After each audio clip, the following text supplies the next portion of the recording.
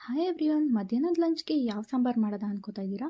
So ನಾನಿಲ್ಲಿ ಇವತ್ತು ಹುರುಳಿಕಾಳು ಬಸ್ಸಾರನ್ನ ಮಾಡೋದನ್ನ ತೋರಿಸ್ಕೊಡ್ತಾ ಇದ್ದೀನಿ. ಬನ್ನಿ ನೋಡೋಣ. ಫಸ್ಟಿಗೆ ನಾವು ಒಂದು ಕುಕ್ಕರಿಗೆ 1 ಗ್ಲಾಸಷ್ಟು ಹುರುಳಿಕಾಳನ್ನ ಹಾಕ್ಕೊಳ್ತಾ ಇದ್ದೀವಿ.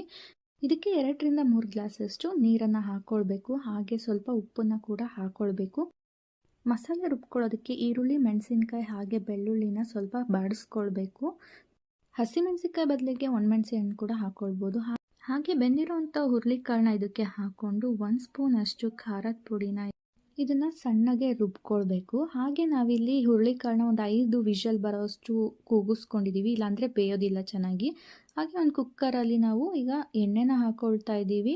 ಹಾಗೆ ಇದಕ್ಕೆ ಸಾಸಿವೆನ ಹಾಕ್ತಾ ಇದ್ದೀನಿ. ಇದು ಚಿಟಪಟ ಅಂತ ಸಿಡಿದ್ಮೇಲೆ ಬೆಳ್ಳುಳ್ಳಿನ ಹಾಕ್ಕೊಂಡು ಸ್ವಲ್ಪ ಫ್ರೈ ಮಾಡ್ಕೊಳ್ಳಿ. ಬೆಳ್ಳುಳ್ಳಿನ ಜಜ್ಜಿಬಿಟ್ಟು ಹಾಕ್ಕೊಳ್ಬೇಕು, ಇಲ್ಲಾಂದರೆ ಸಿಡಿಯುತ್ತೆ. ಈಗ ಇದಕ್ಕೆ ಕಟ್ ಮಾಡಿರೋಂಥ ಒಂದು ಅರ್ಧ ಈರುಳ್ಳಿನ ಹಾಕ್ಕೊಂಡು ಚೆನ್ನಾಗಿ ಫ್ರೈ ಮಾಡ್ಕೊಳ್ಳಿ. ಈಗ ಇದಕ್ಕೆ ನಾವು ಹುರುಳಿಕಾಳು ನೀರು ಏನು ಇಟ್ಕೊಂಡಿದ್ವಿ ಅದನ್ನು ಸೇರಿಸ್ಕೊಳ್ಬೇಕು. ಹಾಗೆ ರುಬ್ಬಿಟ್ಕೊಂಡಿರೋಂಥ ಮಸಾಲಾನ ಇದಕ್ಕೆ ಮಿಕ್ಸ್ ಮಾಡಿ 1 ಸ್ಪೂನ್ ಅಷ್ಟು ಅಚ್ಚ ಖಾರದ ಪುಡಿನ ಇದಕ್ಕೆ ಮಿಕ್ಸ್ ಮಾಡ್ತಾ ಇದ್ದೀನಿ.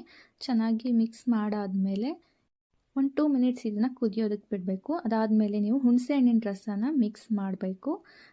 ಇದಾದಮೇಲೆ ನೀವು ಒಂದು 5 to 10 ಮಿನಿಟ್ಸ್ ಇದನ್ನ ಚೆನ್ನಾಗಿ ಕುದಿಸಿದ್ರೆ ಹುರುಳಿಕಾಳು ಬಸ್ಸಾರು ರೆಡಿ. Thank you all.